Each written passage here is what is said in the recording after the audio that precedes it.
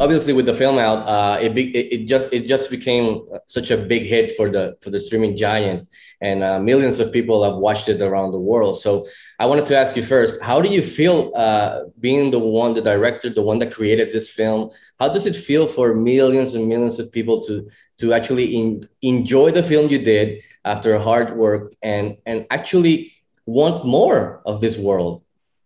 Yeah, I mean, well, look, I feel very lucky because I was able to be able to make a movie like this. I feel very fortunate. I had a great cast, I had a great crew. You know, as a filmmaker, being able to reach out to you know, millions of people around the world is kind of a dream come true, right? Like you get to have responses from people from everywhere, from every corner of the world, and for people to, you know, to fall in love with Chris Pratt's character and the white spikes and JK and Yvonne and all that kind of thing. It's really rewarding. It's amazing. So in the film, obviously we'll talk spoilers a little bit. There's a lot of cool, memorable, insane scenes. But looking back, is there a scene? I guess yes, but is there a scene you cut out that now you wish you could put back in maybe? And if so, how do you think it would help or improve the film?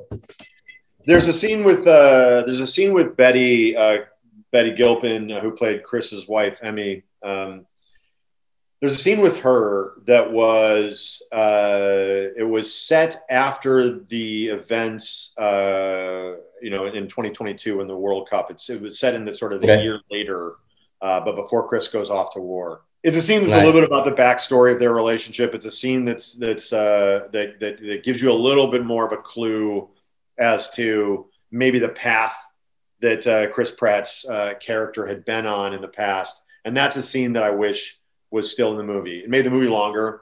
It kept you from getting to some of the sci-fi elements a little bit more, but it was already a long movie. But that's a scene that I really wish that we could have found a way to keep in the movie.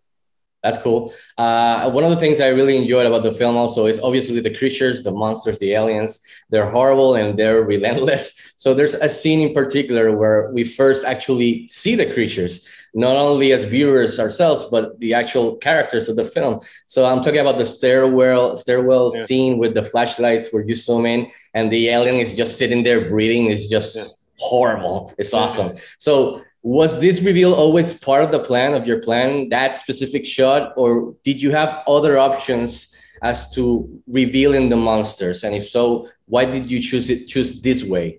Yeah, I'd always wanted to do something like this in the movie. I guess the reasons why I chose it, that's a good question. Like, I guess I wanted something. There's obviously going to be a mission that they had to be on in the middle of sort of the war. I wanted something where they were really vulnerable. So I wanted it to be kind of an enclosed space. I wanted it to be a place where maybe the creatures were feeding. So you got a sense, you were talking about the breathing, right?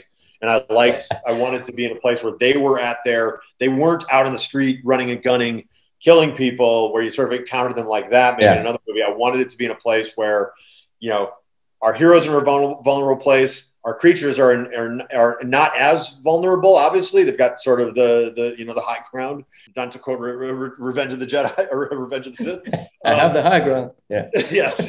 So that's awesome. So I didn't mean to quote that. So that's awesome. So you're saying that I didn't see it like that way. Now it's even more awesome because you kind of like interrupt them because they're like maybe eating or doing something and they're interrupted and then it's mayhem.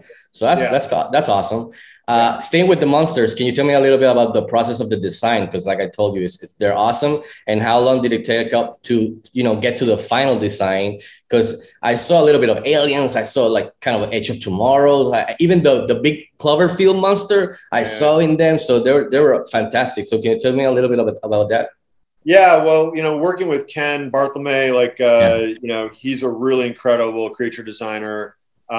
He and Peter Wenham and Jamie Price, Peter Wenham, the production designer, Jamie Price, visual effects supervisor, and the five of us all worked together to come up with something that I wanted it to feel hungry. I wanted it to feel ancient. I wanted them to have a feral intelligence. I wanted them to be able to communicate with each other and run plays like coyotes and wolves. Yes. So there was lots of that I was trying to, put into the creature, and Ken just did an amazing job synthesizing all that. You know, in the grand scheme of things, it took it took a minute to put all that stuff together.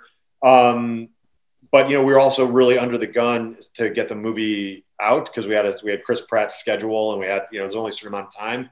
I was on the movie like 4 or 5 months before the movie. I was hired on the movie 4 or 5 months before we started shooting. So I had to sort of jump in and start to get everything going. So it was a fairly compressed amount of time to get it going, but we were able to get to a place with stuff that we liked. Yeah. Nice. So Chris, wrapping up, we've heard rumblings of sequel. Are you game for it? Did you, while you were doing the first one, have a rough idea of what you could do for a sequel? Or are you just sitting down and now, you know, trying to figure out what would make sense for you to, you know, do it? Yeah, I mean, look, you know, the movie is told from Chris Pratt's character's perspective, from Dan's perspective. So the movie, it only sees what Dan sees. Chris Pratt is in every single scene. So the movie can only, I made the choice to only see what Dan sees. So there are a lot of, you know, whether it's from the time travel perspective, the amount, you know, the sort of branching out of what happened once the future people created the wormhole. There's sort of stories. There's many things that are that are avenues for stories in this world. And the creatures, you know, and their world, and who brought them there, and that world, and all of that kind of thing. So to me, there's a lot of, we were always talking about, you know, we're only seeing the events in this perspective, from this one man's perspective, and he's also got the relationship with his daughter and with the relationship with his father, a lot of other things on his mind. So we're seeing it in this tunnel vision way. I'm hoping, obviously, with a sequel now, there's interesting ways that we can start to talk about the creatures, start to talk about the complexities of the time travel that's created, what time travel is created in this world. And also, my favorite version is to bring some of the characters back that we really like. So that all of those things I hope get into a sequel. But no, nobody was sitting there going, for sure this is a movie have a sequel. This is a movie that's made as a one-off thing, and yeah, but to me there's a lot of potential. And as a fan, I appreciate that, because it feels like a one-off, but now it creates a lot of possibilities that people, if people want it, you know, you could give it to them. So I'm going to give you my 2 cents. Get Betty Gilpin in there with some action so she can kick ass, because she's awesome. So you could do that. So Chris, thank you again for your time, and congratulations again on the Tomorrow War. It's just a blast. You can watch it right now on Amazon Prime Video. So thank you, Chris. Have a good one. Good talking to you. Take care.